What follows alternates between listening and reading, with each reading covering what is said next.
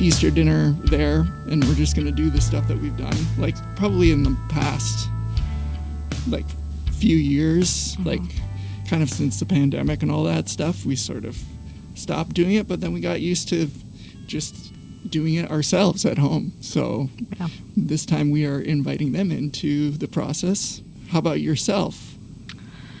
It's a little weird, right? Because I think working on Sundays, right, it's usually a big week all the way, and then, you know, the whole weekend is just very busy and so much stuff. And I think pastors give a lot of themselves, right, just in like trying to build up the mood and, you know, all of that goes with the whole week, and that once it's done, it's like, yes, you know, you're on a high and everything from the day, but then you just all of a sudden have that exhaustion that sinks in. Yes. So I always just try to have other people plan things. Does that work? Yeah, I mean, I would say, like, my family has always lived with me working at churches. Okay, yes. And so they pretty much get it, right, that, like, maybe I'll take a nap. Maybe I'm not going to be super, like, energetic throughout the day and things because, again, it was a large work week and work day for me. And so, and I mean, my husband generally will, like, prep the food if we have to go somewhere, but they usually all take care of all that stuff for me. Well, that's great. Yeah. That's great. Yep. Yeah, so Holy Week. So you preached on Palm Sunday. Yes. Yes. Yep. Let's talk about what went down. So took a different approach. I think, you know, there's many different approaches where you can preach just on the Palm Sunday march going into Jerusalem, or another version is what they call Passion Sunday, where you go through the entire week on that Sunday. So you'd get a preview of everything that's going to happen. And some churches read, like, the entire Passion narrative. And that's, you know, sometimes that'll just be what the sermon is, or they preach on, you know, what the week is coming up. But I chose to preach on the unlikely pieces that we often overlook, or when we look into them, we don't see the significance, right? So, like, the donkey, we don't see the significance of the donkey. It's just like, well, why would he choose that, you know? And then, like, the stones. I mean, how many times have we heard that and just thought, well, what does that mean? You know, like, we hear them and we overlook them, and And it's also sort of the lullaby effect, right? It's just sort of like you've heard the story a bunch of times. People don't usually talk about these things, so it just becomes, well, this is just a matter of fact. This is a part of the story, but it doesn't seem significant to us in our Western mindset, or what most people tend to preach on, right?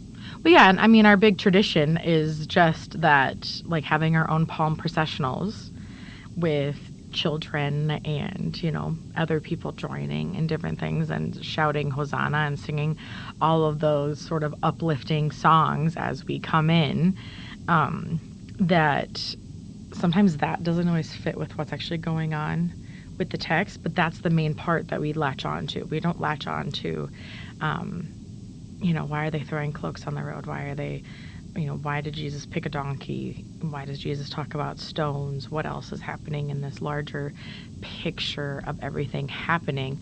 Like, do we know where the Mount of Olives is? What that looks like in the geographical area of, you know, the city of Jerusalem and where they are, too. So his procession, did it happen in the main city, or he was coming from the Mount of Olives? Yeah, so he starts in the Mount of Olives and then processes down into the eastern side of the Old City. And Mount of Olives would have looked down into the city.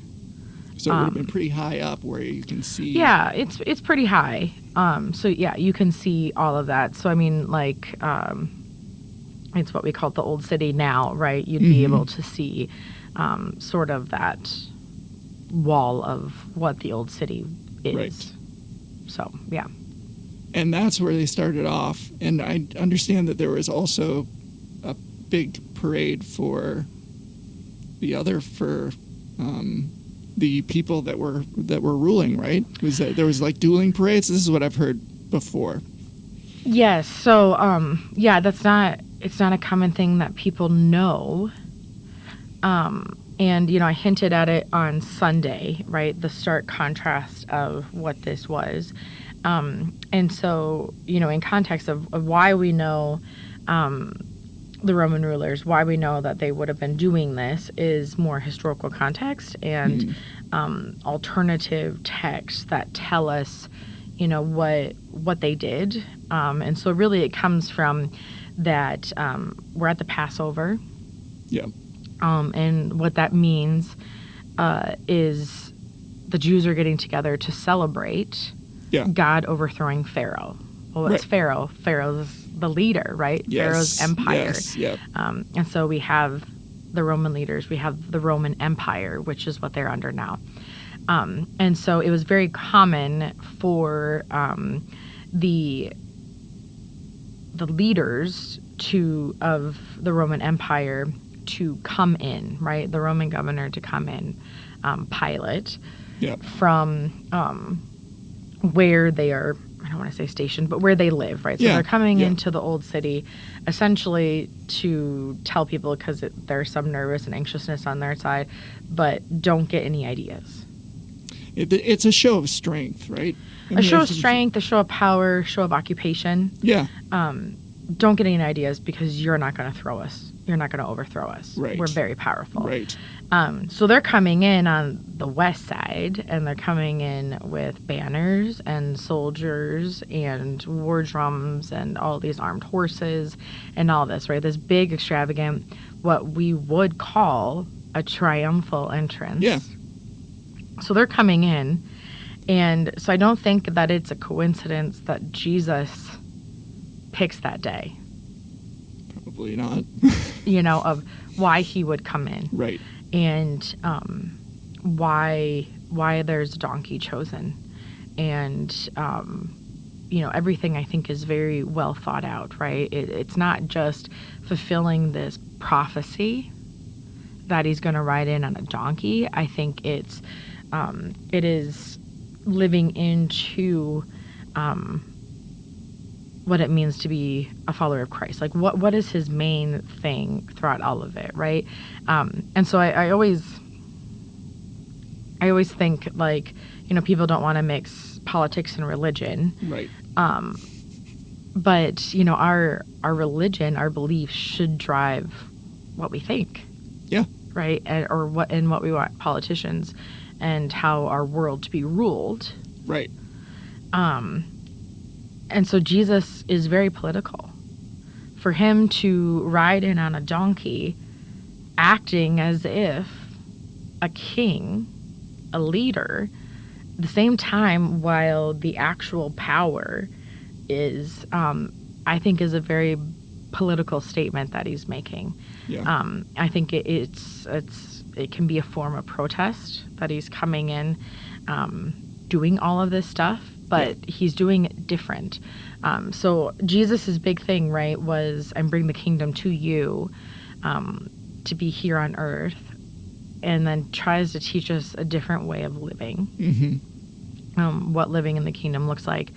And so I think he does that within his own processional, is he isn't going to ride in with all that huge pomp and circumstance with the most prestigious things. He's going to ride in very humbly. Yeah. Because that's the king that he is. He's not that king. And so it's this statement of, I'm a very different type of king that's coming. Yeah, it's very much a juxtaposition. Yeah. You got power, showing might, and then you've got humility and showing love and just, Yeah. Well, yeah, and then, I mean, I like the stone idea, right? And I shared some places where stones sing, and they carry noise and vibrations, to show that, like, if you've ever been to these historical sites, like it's the original city that's there. Yeah. Right? Like the old city is the old city because there's, Jerusalem has expanded, but the walls of the old city are all still there, which is amazing. Right. And so these stones are history. They talk, they tell stories. They stood the test of time. And so part of, make your people stop, well, the stones will continue to shout when they stop. One, I think, is, they're so worried that the Roman Empire is going to get a whiff of them. Yeah. And so it's like, let's be a little bit quieter about this. And Jesus saying, no, like the stones are going to shout no matter what. Like they're going to hear us. They're going to know we're coming into the city. And part of the whole stone thing also was the stones outlast the promise. Or not necessarily outlast, but they live into the promise. So just as these stones have lived the test of time, so too does the promise, right? So when they are on Mount Sinai and they're building the tabernacle and they're doing all this stuff, these are the stones, right? And so these stones have cried out for God. They've heard God. They do all of that, and they're going to continue to keep shouting God's promises. Even when everybody else forgets or is silent. Yeah. So I liked that imagery so much about what that looks like. I also think, we're called to live in a different world, a different lifestyle, a different culture. A different form of society, right, in the kingdom. Yeah. Even now we are, and it's very hard. But what Jesus tells us is that it's a form of this peaceful protest that we get, where it's we don't have the power and the means to fight back because we don't have your armies, we don't have that strength, and Jesus is one of those non-violent resistance people, right? But we aren't going to do nothing. We're going to show you what liberating power looks like, where hope shows up for people is within, like, using our voices, using our magnitude as the people of the kingdom. Yeah. To continue God's promise and God's mission in this world. And we're not going to do that with weapons and sturdy horses and steel and, all these different things. But we're going to get creative, and we're going to bring about all of this with dignity of all people, too. No tearing down necessarily of people. Right. And I think that's a very crucial message because Christian nationalism is a huge thing in this world today where, people are coming forward in the name of Christ to bring about coercion and violence and, tearing down people and doing all of these things. And they justify that. Being the power of Christ or, being this Christian nation and what that looks like. But, from this alternative reading, from this other aspect of what's going on, if Jesus were to show up today, he wouldn't be at a prayer breakfast. He wouldn't be on the side, I think, of those Christian nationalists. Jesus would be protesting all of this. Yep. Right? And not waving palm branches, but with, signs that are pushing for the loving care of all people, right? Putting pressure on the rulers to have their heart changed to work for the kingdom and not of their own power. Yeah. So it's always applicable, it seems. Yep. It definitely is. Yep. And I find it difficult to understand how Christian nationalism really got into place, other than I know that it's kind of infiltrated into the church and the teachings, and it's been the Word of God has been perverted to support what they stand for. Yep. Well, yeah. Yeah. And I mean, no matter, like sometimes, I mean, you, at anything, right, in teaching and all of that, people like to gloss over, we go from Palm Sunday to this wonderful processional, and maybe we'll attend Monday, Thursday, and Good Friday. We don't like to live there because it's depressing. Right. Right. Like, I think about when I was a solo pastor, and people, like, after Good Friday, where it'd be like, depart in silence, or on Monday, Thursday, you also depart in silence. I'd have so many people still come up to me, and I'm like, you're not supposed to talk. Like, don't talk. Just leave. Like, we have this hard time living in that space. Yeah. And then, Easter comes around, and we're so joyous, and it's just completely different from what we experienced. But I think, as Lutherans, we believe in the theology of the cross and not the glory. And part of that is we do not skip over that pain and suffering that Christ endured. We must live into that and understand that in order to even appreciate the resurrection. And I just think, I love Holy Week so much. I mean, I know a lot of pastors and leaders of the church who do. It's a lot of work, a lot of behind-the-scenes stuff, but we get to create these spaces for people to experience something different, to experience and hear the stories differently that we all think that we know so well. And I mean, like Palm Sunday, I've never preached on donkeys before, the stones crying out, right? I've always preached on the triumphal procession and, different things like that and what to expect in the coming week. And so I think even as preachers, we find different angles to bring light these stories that are crucial for us to hear. But I think we also, I love the hymns. I love hymns that we sing on Monday, Thursday, Good Friday. They're the only times that we get to sing those hymns, right? It's one day out of the entire church year. And I know people don't love them as much. They love the Easter hymns. Don't get me wrong. I love the Easter hymns too. But we cannot skip over the other events, because without them we can't experience the resurrection. And so I think sharing in my book club yesterday about like the crucifixion and what it means, and the crucifixion itself is reserved for the worst criminals. It wasn't just, petty things. They were bad people, very, very bad people. And to have Jesus, like who we see now, wrongfully convicted of, what was considered the most heinous crimes, right? Being crucified next to people who are murderers and all this,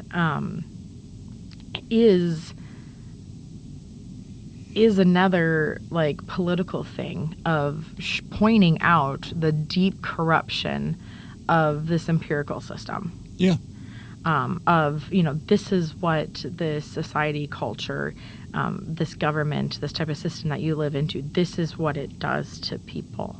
It's going to kill an innocent person who came to bring life and love and to show us a different way that doesn't have to be corrupt or painful, but cares for each other, that you're going to have him die that way. And to be misconstrued for, like, he's coming in love and humility, but they sense it as, they think it's a power play. They think because Jesus has become so popular with the people that Jesus is going to take over the empire, which is not what Jesus was hoping to do in that physical sense of taking over the empire. No. I mean, I think it was more of changing the hearts of people to not live in that way that creates those systems that where we have the all-powerful and then the all-weak. Mm-hmm. But to give dignity to all people. That's why on the cross he talks to the criminals, saying that they'll be in paradise with him, right? They are forgiven too. And so did he say that to both of them? I think he mostly was responding to one of them. Yeah. But I think it's implied, right, that it's, it's for all of us, for them and for all people. Yep. And, people have likened the cross to be the electric chair. And people hate it because it's such a bold thing. But that's what it was. He received the death penalty. Yes, it was their version of, yeah.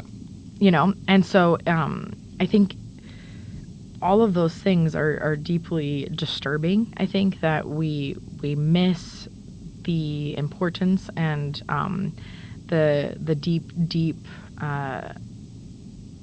idea of what's actually happening. Mm-hmm. Would that make sense? Yep, that makes a lot of sense. So, but yeah.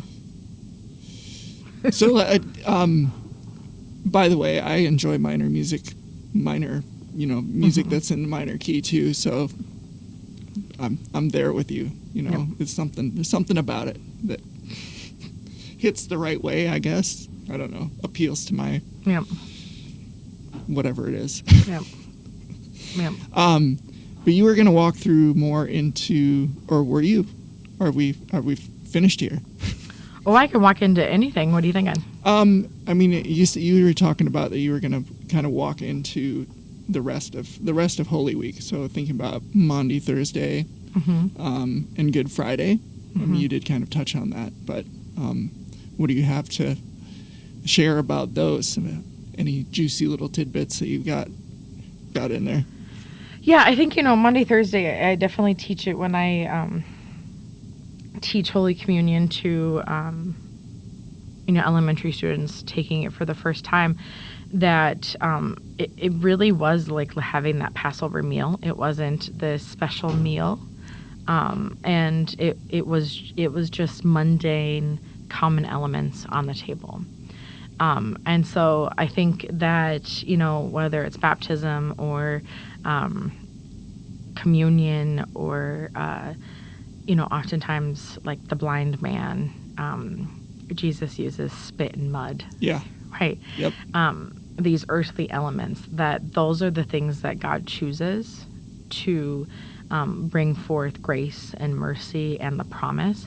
And it's the same thing on Monday, Thursday, is like this was just stuff that was sitting at their table. And the bread, what I always say is name a culture that doesn't have a bread source. Yeah. We all have some sort of bread source. And then, is wine something that's hard to come by all around the world? No, it's a very common beverage, right? Yes. Certainly with there, like I think, growing up, it was milk, right?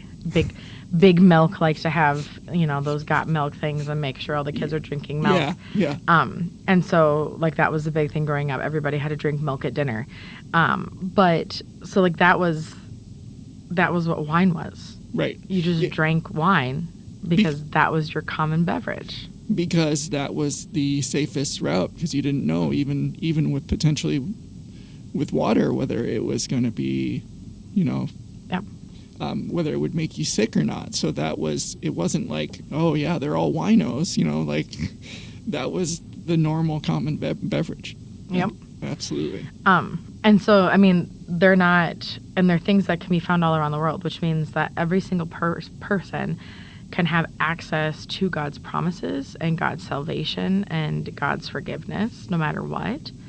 And it can be, remembered anywhere. So, I mean, like COVID was a big thing of people being so upset because they couldn't receive those elements. Well, what we talked about was, do you really need the actual physical elements that you have in worship, or can you find whatever's common in your home and we share in that meal together? And that could be considered it too. Although if you're in the Catholic Church, that's a whole different ball of wax. Which is good that we're not. Right. But you know what I mean? Like it was just, you find whatever's common in all this. Like Jesus, in any of the miracles or any of the stuff, they're not just picking up creating these magical things and saying this is like this magical potion that's going to do this for you, right? It was whatever was there, and that's what they used to bring about the promise. And so I think, that's the same thing through all of this. And another important piece about Jesus is, in my Bible study and learning a little bit more about anticipatory grief. And that's like if you were to receive a diagnosis and, it's a terminal diagnosis, and it's the anticipatory grief of you're not dying, but you are soon, right? Those type of things. Or like if a marriage is ending, or if, a job is ending, things like that, and it is. It's that anticipatory grief that we're having. Yep. And that's Jesus, but Jesus is the person that's been diagnosed. And what I think is, we're called to live for each other, not to the point where it completely ruins us, right? But when we live for each other, everybody should be lifted up. But that he's in this moment of anticipatory grief. He's on his way to his grave. Yeah. And all along the way, he's caring for the people. While also carrying that burden, right? We see in the Garden of Gethsemane of him breaking down and being like, why does this have to happen, right? Right. Which is what we all would feel in that same spot. But then again, turns around and is caring for the people. So the Passover meal, the Last Supper, again, right, is caring for the people. Going to the point of washing the disciples' feet. Washing their feet, and giving them prayer, giving them this meal, things to remember him by, and then we get the whole discourse of, the Holy Spirit is going to come and be with you, and so it's constantly comforting them, even when they don't really know what's happening. Right? Yeah. Like they're still that's not going to happen. What are you talking about? You're crazy. Right. And then in the garden again, right? Like it turns from him to then, caring about the people. And that's what Jesus does the entire way, is like through this grief, through this understanding of this great mission that he's on, he's caring for the people all along the way, which is what we all are called to do. Yeah. As well. So that's a great place to stop it. We're all called to do what Jesus did, but not dying on the cross. Yeah. Well, and then come on over to all of our Holy Week services, and then see you on Easter. Yeah. On that Saturday at 5:30 and Easter at 7, 8:45, and 10:30. There's rumor that there's a video that will be shown. I'm just gonna put that out there. There is in the service. Oh, in the service? Yes. A video of what? We're talking about getting people involved here. Ooh. Serving. Yeah, so a great way then to a great way to live model what Jesus did for us. Exactly. And what we're called to do. Yep. So you'll want to tune in and or be here. But thanks again for listening, for watching the podcast. If you have any questions, feel free to send out a question. We actually got a question the other week. Oh, someone sent an email. So hats off to you. I don't think we answered it in this one. I'll leave that to Paul to take care of. But subscribe and share with your friends. And thanks again for watching. And we'll see you next week. Yeah. Bye, everybody.